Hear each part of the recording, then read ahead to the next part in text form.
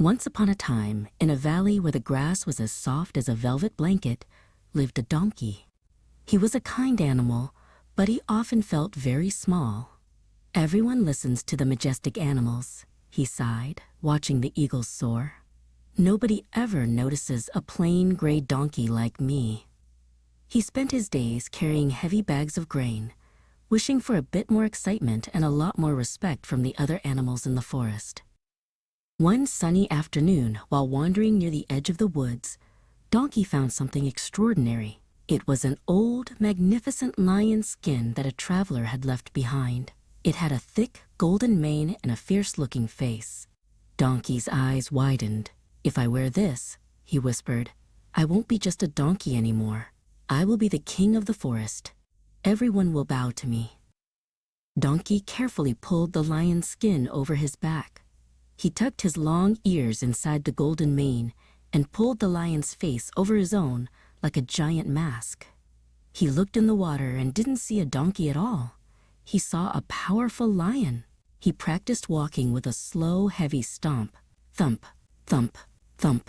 He felt taller and much braver than he ever had before. Donkey decided to test his new look. He marched into the deep woods where the shadows were long. A small rabbit was busy nibbling on a clover when she heard the heavy footsteps. She looked up, saw the golden mane and the fierce teeth of the lion, and her nose twitched in terror.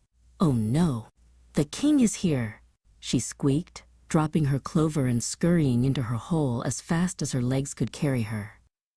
Donkey felt a surge of pride.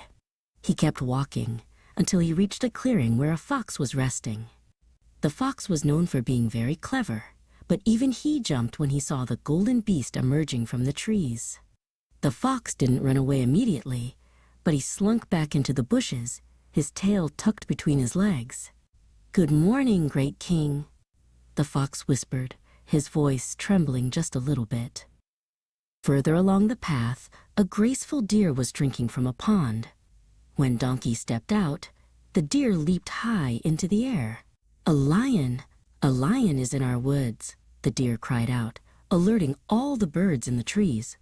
The forest was filled with the sound of flapping wings and scurrying paws as everyone hid. Donkey had never felt so important. He thought he should finish his performance with a mighty roar. Donkey took a deep breath. He puffed out his chest until the lion skin felt tight. He opened his mouth wide to let out a roar that would shake the leaves from the trees. But instead of a roar, what came out was a very loud, very long hee-haw! Hee-haw-haw! The sound echoed through the silent forest, bouncing off the rocks and reaching every hidden ear. The fox, who was still hiding nearby, stopped trembling. He pricked up his ears and began to smile. He stepped out from the bushes and looked closely at the lion. He noticed the gray hooves peeking out from under the golden fur and the long gray tail that didn't match the mane. The fox began to chuckle, and then he began to laugh out loud. "That is the strangest roar I have ever heard, Mr. Lion." Just then, a strong breeze blew through the valley. It caught the heavy lion mane and lifted the mask right off Donkey's head. The skin slid down his back and fell into the dirt in a heap. There stood Donkey, with his long ears standing straight up and a very red face. The rabbit peeked out from her hole, and the birds returned to the branches, all realizing the trick he had played.